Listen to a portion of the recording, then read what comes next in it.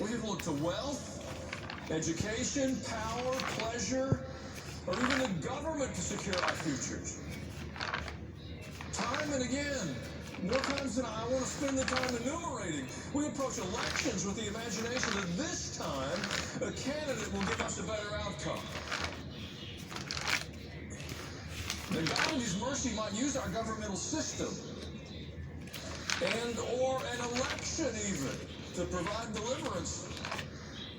To be candid, I'm no longer sure about the pathway. But I am certain that only God can secure our future and enable us to live with freedom and liberty for all. We have no pathway forward apart from the intervention of the Spirit of God. So here's the question, and it's an important one, and we have to answer it individually. Are we willing to change and cooperate with Him? Because your answer to that question is what will bring clarity to our future. It'll take us towards one or two outcomes. So we're back to this topic of spiritual things, and we started with 1 Corinthians 12, and I'll go back to that in this session. 1 Corinthians 12, chapter 1, I would remind you it's a letter to the church in Corinth. So it's written to a group of believers, and it's a very spiritually active church. They speak in tongues, they pray for the sick, they believe in miracles, and they are sexually immoral. And they are drunkards, and they are gluttons. And they're very divided.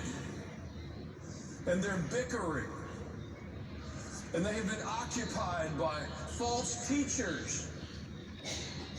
Now, you got to process all of that into the equation, that you can have expressions of the Spirit of God in the midst of some very carnal activity by God's people.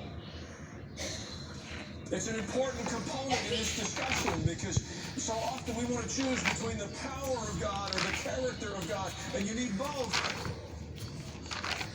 You need both. So Paul's writing in 1 Corinthians chapter 12 and verse 1, he says, about spiritual gifts, brothers, I don't want you to be ignorant. I told you earlier that that's a little unclear. The word gift is italicized, not to add emphasis, but to give you the hint that it's not in the original language. It's been added by the editors. It's not added because they're mean-spirited. The Greek word doesn't have an English equivalent. The Greek word is a noun, spirituals, and we don't have that. So something has to be inserted to give it meaning there, and they chose, and not inappropriately, the word gift. I just don't think it's overly helpful.